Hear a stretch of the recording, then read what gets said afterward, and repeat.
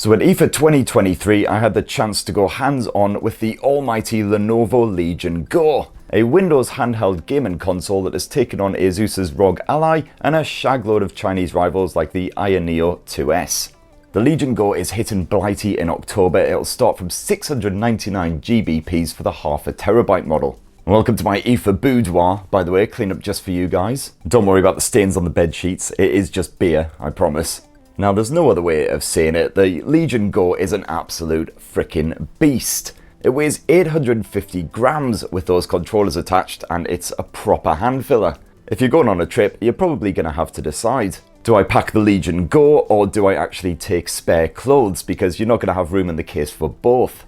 And yes, this handheld sports the usual obligatory RGB goodness, including a ring around that power button which tells you at a glance which power mode you're in. But the literally big deal with the Lenovo Legion Go is that enormous 8.8-inch IPS touchscreen with a 16:10 aspect ratio. This is significantly bigger than any other Windows handhelds that I've tested, stretching practically top to bottom, so at least the Legion Go isn't even more ridiculously massive. It's a Quad HD Plus display, you've got a 1600p resolution, and the Legion Go can upscale from 800p with the help of Radiant Super Resolution to produce crisp visuals without hopefully absolutely murdering the performance. And there's actually a toggle for Radiant Super Resolution in the settings. And the refresh rate also maxes out at 144Hz versus the likes of 120Hz on the ROG Ally and just 60Hz on most other handhelds. Although of course you're only likely to see those sorts of frame rates on less demanding titles. And the screen brightness on the Legion Go maxes out at around 500 nits, the same as the Asus ROG Ally. That should be fine for some outdoors play, as long as you're not trying to smash your way through anything particularly murky like Returnal. I really struggled with that on the ROG Ally. As soon as that sun came out, no chance. And you've also got dual 2-watt speakers pumping sound at your face, which sound pretty bloody loud and beefy. The Lenovo Legion Go is one powerful Wii portable thanks to AMD's Ryzen Z1 Extreme. That's the same chipset that powers the top-end Asus ROG Ally and is backed here by 16 gigs of RAM.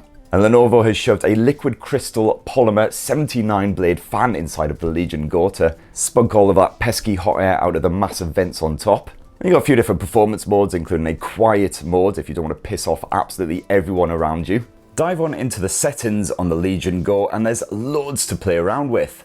You can manually tweak the TDP up to 48 watts max, or just stick to the preset thermal and power modes for simplicity's sake, with a full fan option which is still surprisingly quiet.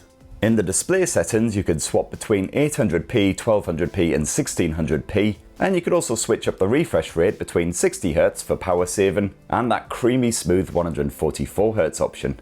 And yes, you can piddle about with the controllers too, including that RGB lighting. Tap a button over on the right controller while you're gaming and a handy toolbar will pop up onto the screen, giving you quick, easy access to most of the major settings. That includes those performance toggles, the display options, etc., along with some real-time stats on the CPU, GPU and memory usage. Very handy if you want to tweak stuff during gameplay and immediately see the impact. Stay tuned for a full Lenovo Legion Go review, but certainly Forza ran beautifully in my hands-on session on those ultra settings, which meant I had absolutely bugger all excuse to go smashing through every fence, tree and cactus in sight. Oh bloody hell, come on, that truck came out of nowhere. The 49.2 watt-hour battery is bigger than the 40 watt-hour cell of the ROG Ally, although that huge display may well sap the power faster.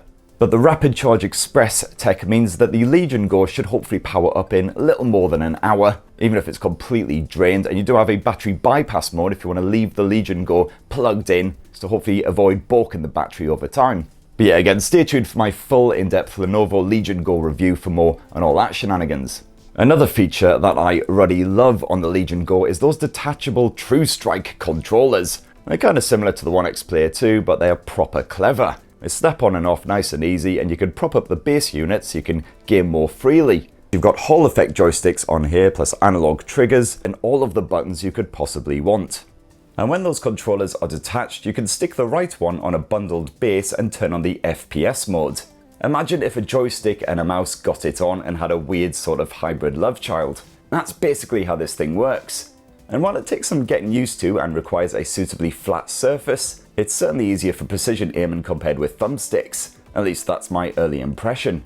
And yes, I still sucked hard at games like Halo, no surprises there. Now the Legion Space app is your gaming hub here, offering fast access to all of your installed games. Legion Space has its very own storefront for purchasing PC titles powered by Games Planet. Plus you've got quick and easy access to a whole bunch of different platforms, including the likes of Game Pass. There's even an Android emulator slapped on here, so you can play games downloaded from the Amazon App Store on that almighty touchscreen. And Lenovo is offering you 3 free months of Game Pass Ultimate when you grab the Legion Go, so basically once I've got my review unit, that's it, no is going to see me before Christmas. And as for connectivity, well, the Legion Go sports a pair of USB-C 4 ports with Thunderbolt 4 support. These can be used to output to an even bigger screen if you so desire, otherwise you could also hook up an external GPU for a bit more beefy performance. Or you can also plug in those fresh new Legion glasses if you fancy upgrading the visuals to an in-your-face OLED extravaganza. And there's also a headphone jack if you can't be arsed with any of that Bluetooth shenanigans. And those Legion Go specs are rounded off by an NVMe M2 SSD up to 1TB in storage, plus you've got micro SD memory card expandability up to 2TB, I believe that was. So yeah, overall, the Lenovo Legion Go is a bit of a frickin' monster. Gotta say, very excited about getting my mitts on the final retail unit for my full in-depth review, hopefully coming within the next few weeks. But it'd be great to hear your thoughts on the Legion Go. Are you tempted by it? Or are you gonna basically sell your ROG Ally and probably a couple of kidneys to afford this thing? Please do let us know your thoughts down in the comments below. Poke subscribe and ding that notifications bell, all that usual YouTube bollocks, and have yourselves a wonderful rest of the week. Cheers everyone, love you!